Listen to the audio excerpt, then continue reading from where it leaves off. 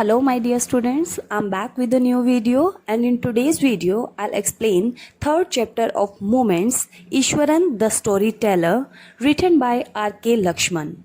Students, this chapter is lengthy, so I'll explain it in 3 parts. So let's get started with its overview.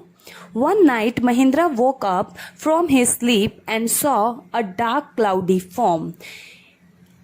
एक रात महिंद्रा अपनी नींद से जागा और उसने एक डार्क क्लाउडी बादल की तरह काली डार्क फॉर्म रिफ्लेक्शन को देखा. He broke out into a cloud sweat. वो पूरा पसीने से भर गया. Was it a ghost? उसने सोचा क्या ये एक भूत था.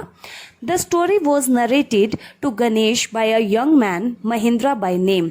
ये जो पूरी स्टोरी हम पढ़ेंगे ये गणेश को सुनाई गई है. किसके द्वारा? A young man Mahindra by name. एक यंग मैन महिंद्रा के द्वारा.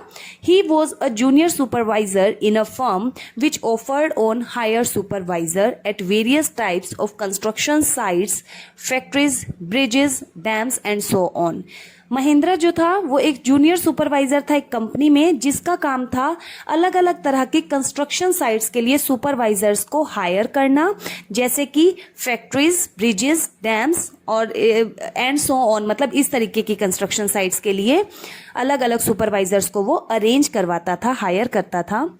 महिंद्रा's job was to keep an eye on the activities at the work site. Mahindra का काम कंस्ट्रक्शन साइट पर, वर्क साइट पर जो भी एक्टिविटीज होती थी, गतिविधियां होती थी कि काम किस तरीके से चल रहा है, उन पर नजर रखना था. He had to keep moving from place to place every now and then.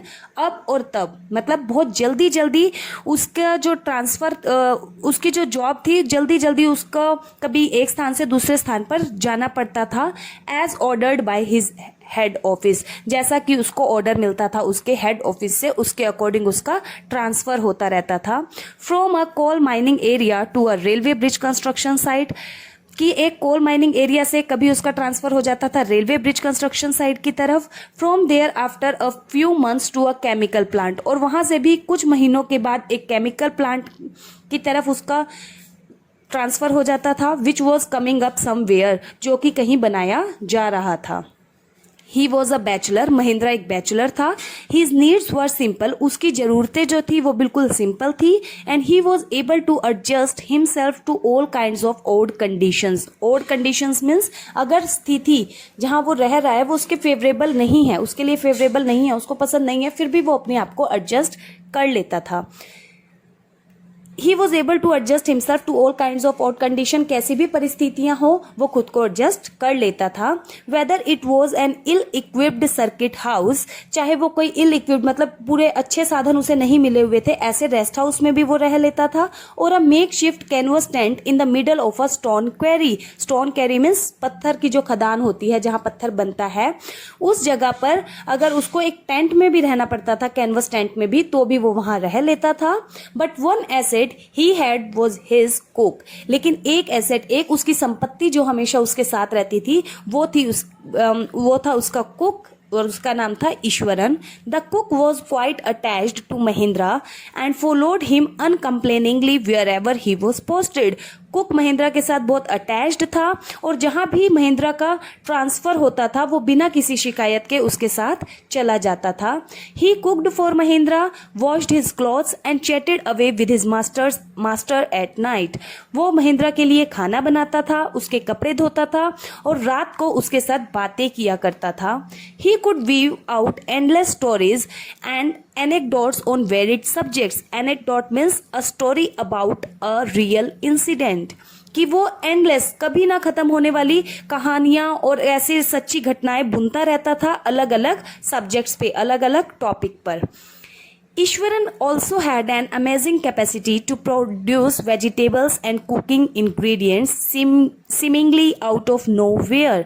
Eswaran के अंदर एक और अमेजिंग टैलेंट था. वो ये था कि वो सब्जियां उगाता था और खाने के अदर इंग्रेडिएंट्स, सामग्री उगाता था. seemingly out of nowhere, ना जाने कहां से. in the middle of desolate landscape with no shops visible for miles around. एक बंजर भूमि पर जहां मीलों तक कोई भी दुकान नहीं दिखाई देती थी, ऐसी जगह पर ईश्वरन जो है सब्जियां और और दूसरे खाने के इंग्रेडिएंट्स उगाने की कैपेसिटी रखता था, उसके अंदर ये भी टैलेंट था। He would miraculously conjure up the most delicious dishes made with fresh vegetables with in an hour of arriving at the zinc sheet shelter at the new work place. Conjure up means एक magically नए work place पर zinc shelter के नीचे 1 घंटे के अंदर अंदर fresh vegetables से जादुई तरीके से ईश्वरन टेस्टी डिशेस बनाता था। Mahendra would be up early in the morning. Mahendra सुबह जल्दी उठता and leave for work after breakfast, और ब्रेकफास्ट करने के बाद अपने काम के लिए चला जाता। Carrying some prepared food with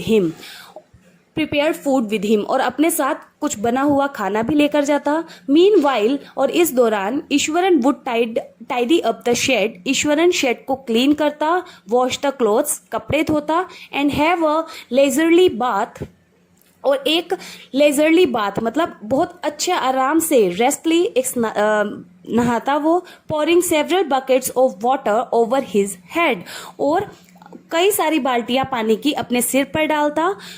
muttering a prayer all the while, और नहाते नहाते वो एक प्रेयर गुनगुनाया करता था। It would be lunch time by then, और ये सब एक्टिविटीज करने के बाद लंच का टाइम हो जाता। आफ्टर ईटिंग, खाने के बाद, he would read for a while before dosing of. दोपहर को सोने से पहले वो थोड़ी देर के लिए पढ़ा करता था।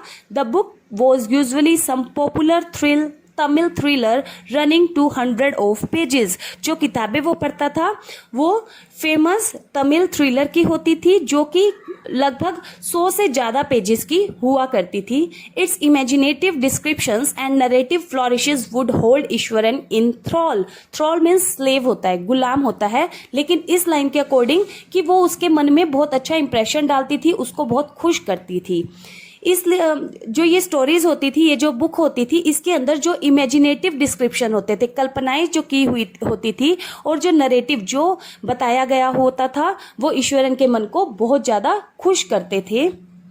His own descriptions were greatly influenced by the Tamil authors that he read. उसके खुद के जो descriptions होते थे, जो वो महेंद्रा को सुनाता था, वो भी बहुत ज्यादा प्रभावित होते थे तमिल authors से, जिनकी किताबें वो पढ़ता था। When he was narrating even the smallest of incidents, अगर उसे कोई छोटे से छोटे इंसिडेंट को भी बताना होता था, he would try to work in suspense and a surprise ending into the account. वो पूरे सस्पेंस और सरप्राइज के साथ उसको बताया करता था।